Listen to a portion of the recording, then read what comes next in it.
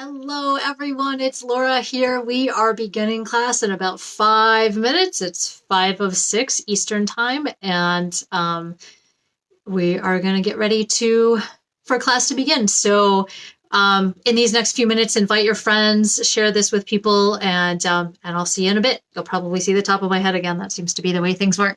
I'm going to share this with a few people.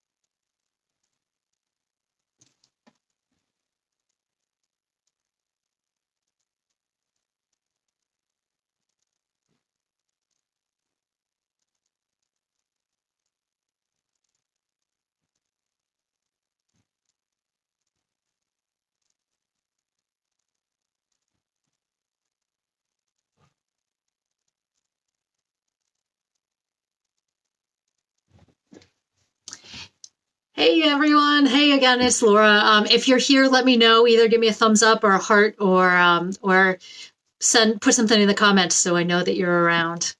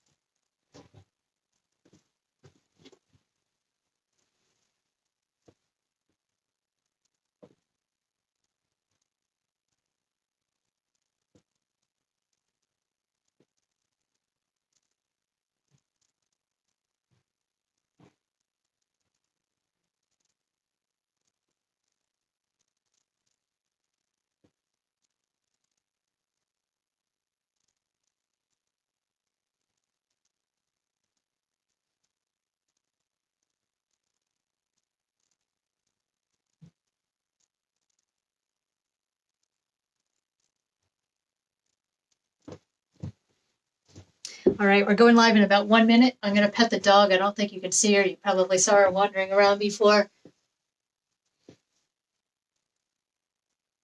She's been a little stressed out. She's a foster dog, and we had a little bit of drama earlier. She was trying to chew on a string and swallow it. So fine if she's chewing, but she wanted to swallow it, and she doesn't know yet that it's not polite to growl, and she growled, and then she does. Greyhounds do this screeching thing where you'd think that you're torturing them.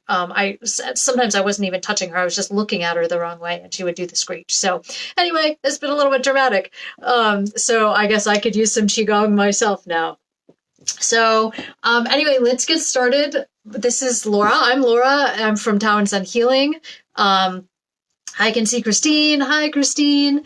How's it going? Just want to say hi to everybody. Thank you so much for being here. I'm super excited that you want to share this amazing art with me. I think it's a great time to be doing this. There's so much stress out in the world. And so today we're actually going to talk about, our focus will be on the heart. and the heart's organ system in Chinese medicine. There are different organ systems and different emotions that are associated with each organ system. And so the heart is associated with stress, with the emotion stress, which is, not a specific emotion, but it's associated with stress. So we're gonna do some work on our heart tonight. I think that will be really great. I think that we all need a little bit of that right now. We've been cooped up in the house, and life is very different than how it was a few weeks ago. So anyway, let's get going. And what else? So a couple ground rules. One, if it doesn't feel good, don't do it, or do it a different way, modify it. You don't have to look the same way that I do. And number two, if there's anything that you shouldn't be doing, I don't think, I'm just looking at my list here, there's nothing that we're going to do that we put our head below our heart. But, if I show you something that you shouldn't be doing for whatever reason, even if it doesn't feel painful or uncomfortable, please just, stay within your own limits, and we will, you'll get a lot more out of it. So, like I said, the heart is the focus for tonight, and I'm going to back up just so you can see my whole body. I'm also dressed in real grown-up clothes. It's pretty amazing. I ran out of sweatpants. I can't even believe it. So I have to do laundry. But I also wanted to kind of come in regular clothes today so that I could so that you could see that, you can do Qigong really in anything that you can kind of move around in, right? So I have this nice flexible cardigan on. My skirt is actually t-shirt material, so, it moves around really well. And so you can really wear whatever you want to. You don't need to have any special clothes. I'm actually wearing my UGG slippers, and I often will practice or record videos in my slippers if it's cold enough that my feet will get cold. I might take them off because there is carpeting in here, but you can wear slippers. I don't really recommend high heels. I don't know. I don't wear high heels, but anything that makes you feel comfortable. And you certainly can practice barefoot. It's actually ideal to practice barefoot, and ideal to practice barefoot outside if you can. But none of that is set in stone, and the world's not going to end if you don't follow all these rules, because the rules are really not rules. They're really just guidelines. So let's get started. We're just going to start with some shaking. So just let the body shake. I'm moving up and down on my toes a little bit. Actually, let me take my slippers off. Maybe you can see better. If I exaggerated, I'm moving up and down on my toes. You can also just bend your knees. You can keep your heels on the floor and just bend your knees and just bounce up and down and let everything kind of shake. So we're not actively using any muscles in our upper body to do this. I love to start practicing this way. If you want to, of course you can. If you need to get some energy out, you can shake your hands, shake your wrists, shake your elbows, shake your shoulders a little bit. You can shake however you need to. You can twist from side to side. See if you can shake at the same time. It's kind of like walking and chewing gum. So we're just going to shake everything out and be as gentle or as vigorous as you need to be for whatever's going on. We actually just had a conference call with my teacher yesterday, Sunday, and he was talking about how at the beginning of the 5-phase routine that he teaches, that he has people walk around, but he's had a lot more people say, you know what, I have all this energy in my body and I just need to get it out. So he's suggesting that you can shake at the beginning of the 5-phase routine, which is not what we'll be doing tonight, but it is it's kind of the framework for what I teach in my regular classes. So I have to agree with that. Shaking, I don't know, it just, if you feel antsy, you've got energy in your body, it's just a really good way to kind of get rid of everything. And it also loosens things up. You can shake your arms up if you want to. You can kick your legs. You can really move around however you want to shake some of the energy out. Like I said, you can twist. Good. And then let's come back to center. We're going to slow things down a little bit. We got some of that excess energy out. Feet are hip to shoulder width apart, an inch or two wider or narrower, whatever feels good to you, whatever feels stable. If you want to, you can close your eyes. If you want to do this, you can do everything sitting down. So I can also do this sitting down. If I'm sitting, I want to make sure that I'm not leaning slouched back against the chair. I want to sit up straight. Head is coming up. The back of the head pulls up, right? So when we say lift the head, it's not lifting the chin, but lifting the back of the head up from the spine. So whether you're sitting or standing, you want to have a nice, tall, extended posture, but your legs are also relaxed, and your knees will be just a little bit bent. They'll be unlocked, maybe slightly bent, and your bottom is heavy. You want to think about heaviness going down into the earth, but the upper part of the body is light and airy. Like I said, you can close your eyes if you want to. Take a couple breaths and just become centered in your body. You can sigh out if you want to, or moan, whatever needs to come out.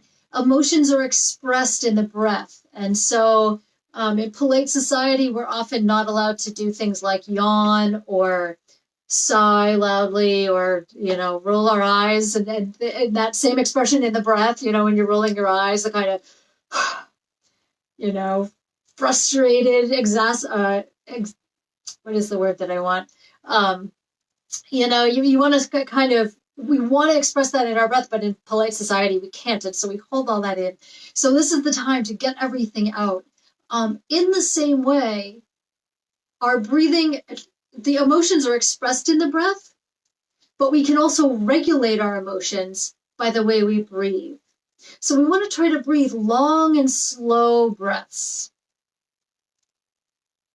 Often somebody will say, take a deep breath when you're stressed or frustrated or overwhelmed.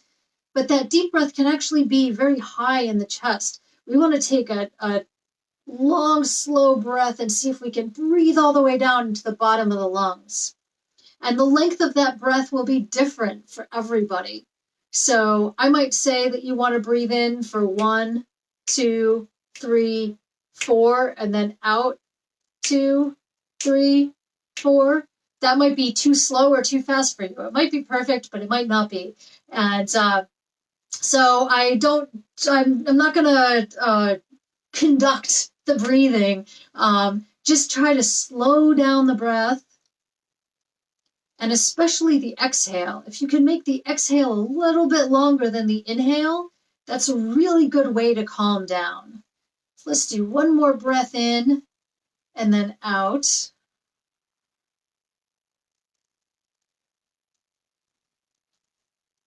Good. Now you should be nice and centered and relaxed.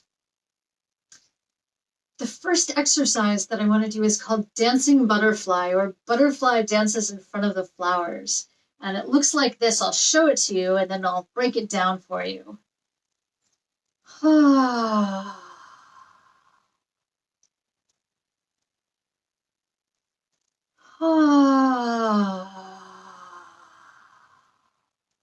So we're breathing in as we bend forward, and then we're breathing out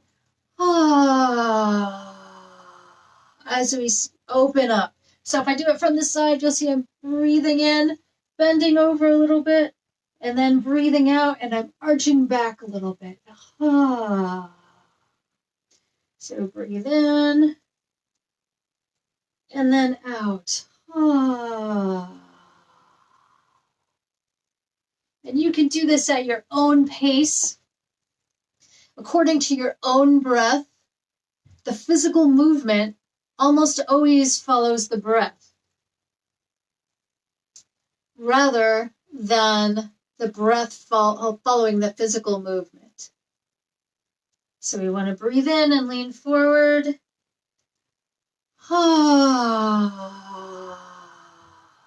Breathe out and lean back. If you've learned other Qigong, you might notice that the breathing is the opposite of some of what you've learned already. Usually, When we open the chest, we breathe in because there's lots of space for the lungs to expand. And then we squeeze out the lungs and breathe the air out. But on this one, it just seems to work better if we exhale as we arch back. And the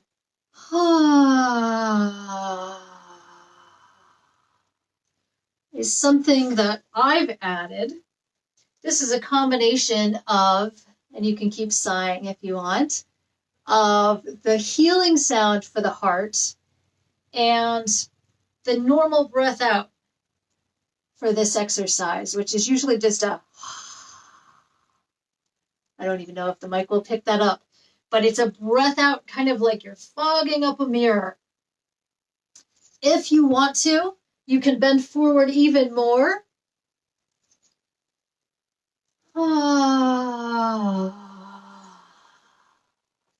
The arch back is not super, super far. It's just enough to open up the chest. Do one or two more of these.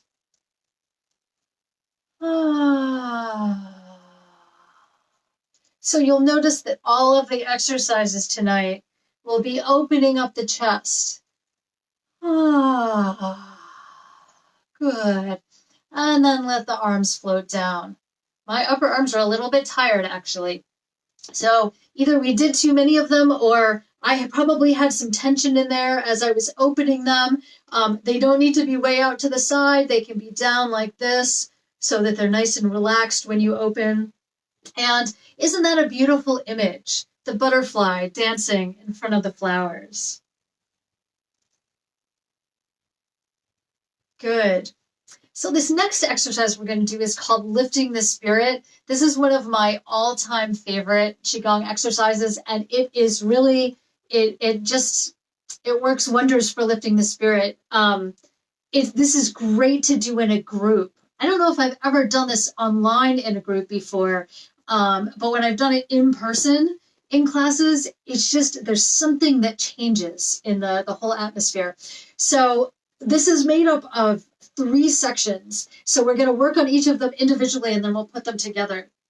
If you've done any classes with me, you'll recognize, well, I know we've done this in some of the classes, but you'll also recognize bits and pieces of some other exercises. This is kind of a mashup of several different exercises. So we start, feet are about hip to shoulder width apart. We're going to lift our hands up to about waist high, palms up, and then push them down, or let them float down. But we flip them over and let them float palms down toward the earth. So we're lifting up to about our waist, and then we are letting the hands float down. This part of the movement is called lifting sun and moon. This is actually a Qigong exercise all on its own. And even this will open the heart up a little bit. So if I turn to the side, you'll see my hands come up. They actually kind of skim up the sides of my body, right? They're not up here, and I'm not doing a bicep curl. My hands are next to my thighs. They come up to my hips, to my waist. So my elbows are back a little bit, and that opens up the chest a little bit. So we breathe in and let the hands float up, and then breathe out and let them float down. So we've got the sun in one hand, we've got the moon in the other, and we are lifting sun and moon. So this is the first part of the exercise. The second part is an exercise called, again, this can stand on its own, called pushing mountains.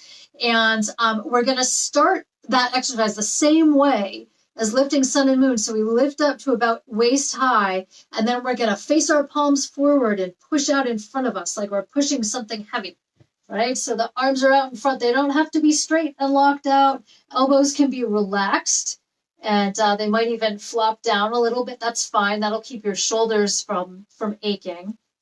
So we push out, push the mountains, and then we push back into the chest. So lifting sun and moon was at waist height. Pushing mountains is at about shoulder height, chest to shoulder height. And again, the elbows are going backward. So we're pushing forward, And then we're bringing the arms back into about the shoulder height, chest to shoulder height. So we push out and then let the arms float back in. You might notice that I'm making a little bit of an ellipse. So my hands are not, this might work better from the side, my hands are not pistons, right? I'm not in and out, in and out. I'm pushing out, I go down just a little bit and make a little bit of an ellipse, come up and float back in, and then down, push out, up, and float back. The image that was given to me for this originally was, imagine you are pushing a mountain. And okay, that's fine. It doesn't quite work for me because mountains are pretty heavy. And in my mind, if I was pushing a mountain, I'd be kind of leaning forward and pushing it like that. But one thing that I thought of was, those thick rubber bands that come like on bunches of broccoli? They're kind of wide, they're thick. Of course, they're tiny.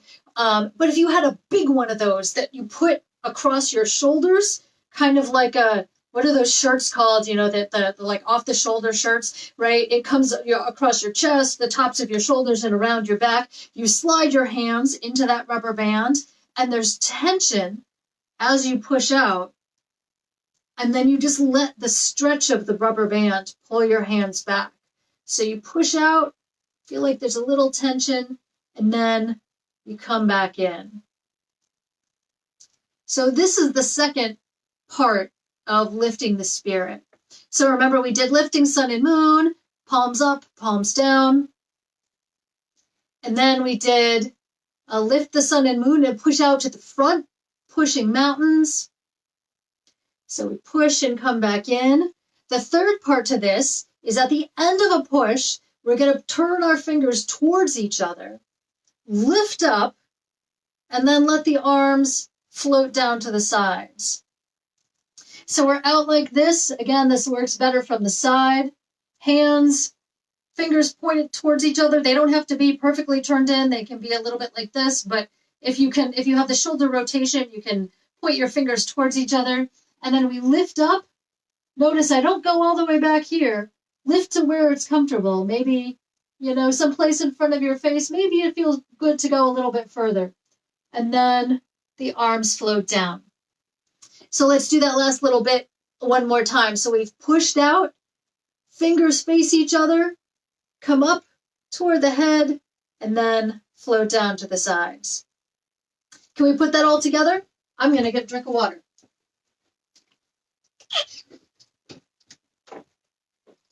So let's put that all together, okay? And I will guide you through this.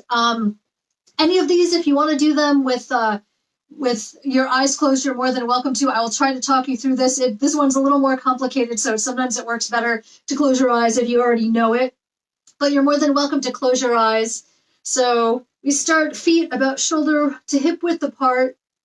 Relaxed stance, knees are soft. We lift up, lift sun and moon up to our waist and push down. We're going to do 3 cycles of this. So 3 up and downs, the second one, and the third one.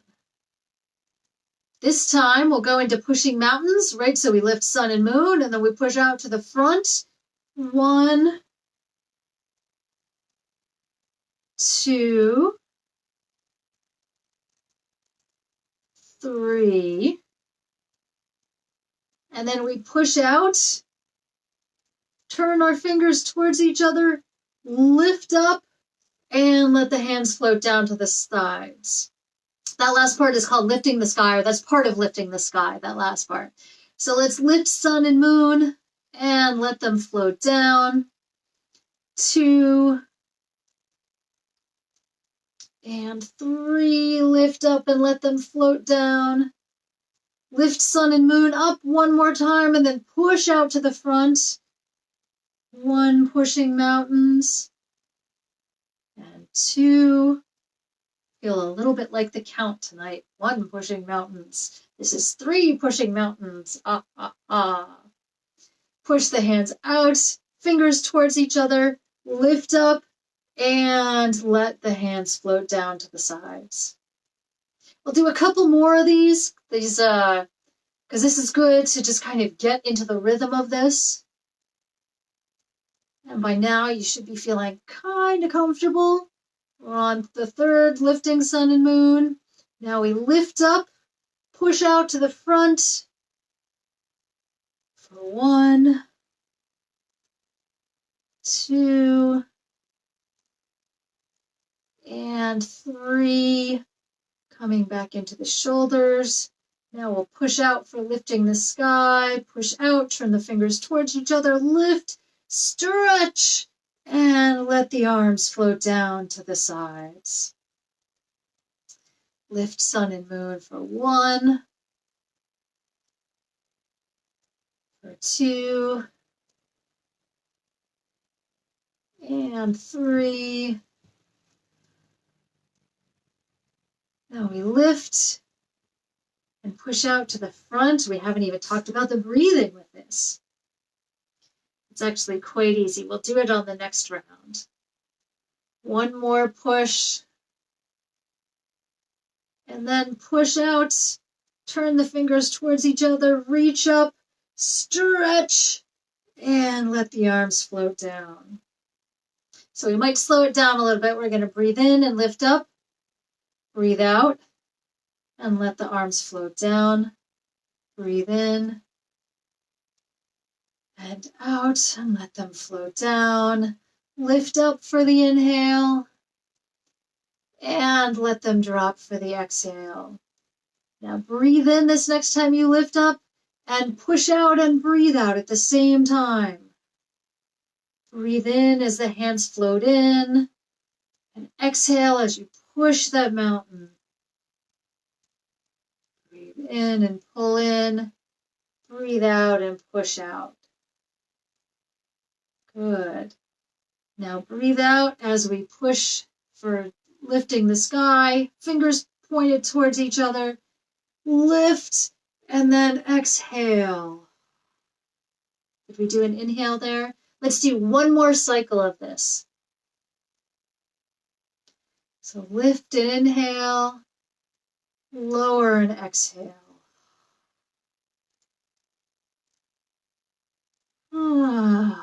If you want to sigh, you're more than welcome. The ha is the healing sound. Let's push out to the front and exhale. Pull in and inhale. Exhale.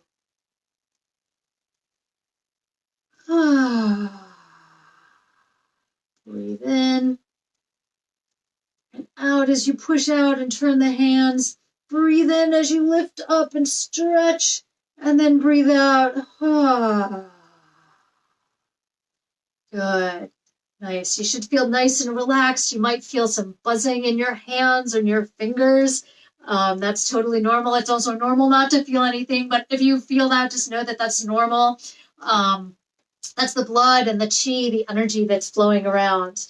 So the next thing that I want to do is just a brief standing meditation. There's something in Qigong that's called Zhanshuang, and that is standing meditation. And so we're just going to do a couple minutes of a brief meditation, and I'll just talk a little bit. I'm not going to guide you through necessarily, but I'll give you some ideas of some things to think of. If you want, you can take a slightly wider stance. I like to go just a little bit wider than shoulder width. Knees are soft. Pelvis is tucked under. I tend to really arch my back. I have to make an effort to drop my tailbone, and that tucks my pelvis under. Now, I'm not like this. I'm not tucked way under. I just drop my pelvis so that my back flattens out. That curve flattens out a little bit. Shoulders are relaxed. Neck is relaxed. If you'd like to, you can close your eyes. And we're going to talk a little bit about gratitude. So gratitude is something that is so great for the heart. In fact, if you want to put one or both of your hands over your heart, you can do that if that feels good. That adds in some physical touch, which I've mentioned before, we're so deficient in right now as we're staying at home. Stay the fuck at home, right? Have you heard that song? And So we really, some of us are probably really yearning for some touch. You can do this for yourself too.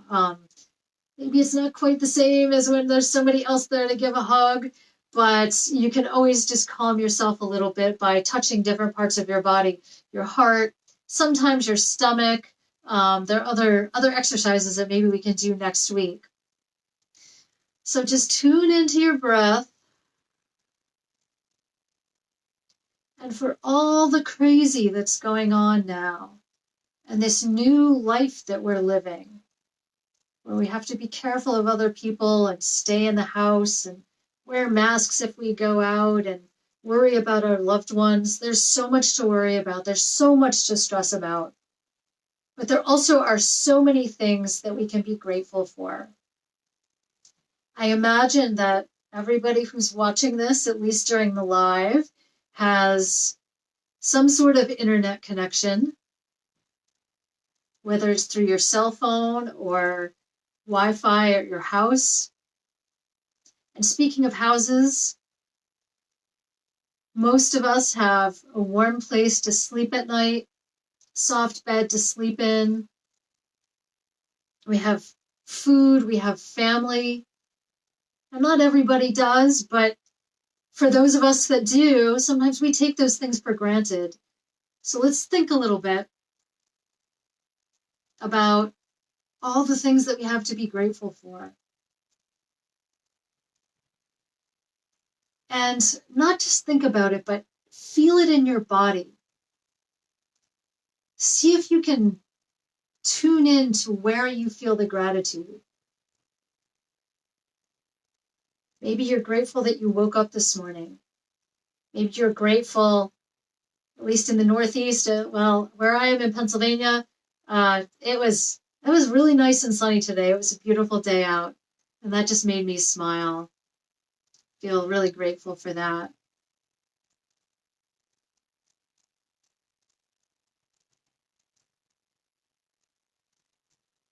We can even be grateful for the things that maybe we don't initially feel grateful for. I remember doing one video and I was talking about abundance actually, but abundance and gratitude are interrelated. And I was talking about all the things like all the leaves on the trees. Then the trees have so many leaves that they can drop them on the ground and, they can afford that. They can afford to lose them. And I started thinking about cleaning out the cat's litter box, and there was so much cat poop, but it was, it's great to have a cat in the house. So I'm grateful for that.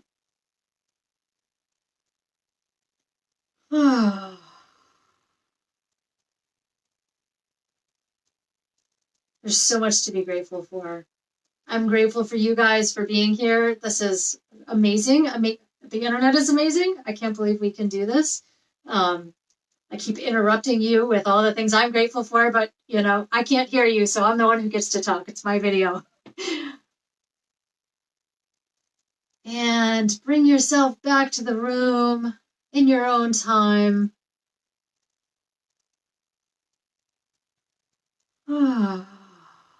Open your eyes when you're ready. Oh, this is just awesome. I want to close, usually I close with the 3 closing breaths. I want to close with something that's called opening the heart. This is just, it's awesome. All of these heart exercises are really awesome. I guess Qigong is just really awesome. But anyway, so let's do this opening the heart. So this actually starts the same way as the 3 closing breaths. So we bring the hands out to the side, up to the top, and then down in front of the body. I'm going to turn to the side. So we're swooping down the body just to about our lower dantian, our lower belly. And then we're going to bring the hands up. Palms are still down. We'll bring them up to about heart height. And we're going to make a big belly, a big circle in front of us. All that love that we have. We swing the arms around and the hands come up. So now the palms are facing up to heart height. And then we come down and we sweep up to the sides again and down the front of the body. Palms down. Palms are still down. We lift up to heart height again. And then we're going to make a diamond or a triangle with our fingers. And we're going to just use that to project the love from our heart out. The arms stretch out in front. Stretch, stretch, stretch. All that heart comes out. All that love comes out. Our heart just goes out to the world. And then the hands float down. Thank you so much. I might start using that opening the heart exercise at the end of my classes. I had learned it a while ago and I just got reminded of it and I absolutely, absolutely loved it. So thank you for being here. I'll be around for another few minutes. If anybody has any questions, you can type them into the comments and I'll do my best to answer them. So I'm going to give you a couple minutes to do that. And I want to thank everybody for being here. I usually have my laptop going, but it seems to have crashed in the middle. Is anybody else having problems with Facebook? Everything seems fine on my phone, but I'm having problems with both Facebook and Zoom on my laptop. They both just keep crashing. Yeah, actually, the whole browser crashed, but sometimes it's just the Facebook tab just gets a little bit weird. So anyway, I'll have to see what's up with that. It looks like I'm not seeing any questions or anything, so I think I gave you a little more time than I did last week. But thank you so much for being here, and I hope to see you next week. And if you have any questions or anything, just get in touch with me. Thank you so much. Have a great day. Oh, and happy full moon. I think it's the pink moon. This is the largest super moon of the year. So if you have crystals, this is a great night to charge them and just enjoy the full moon. All right. I'll see you guys next week. Bye.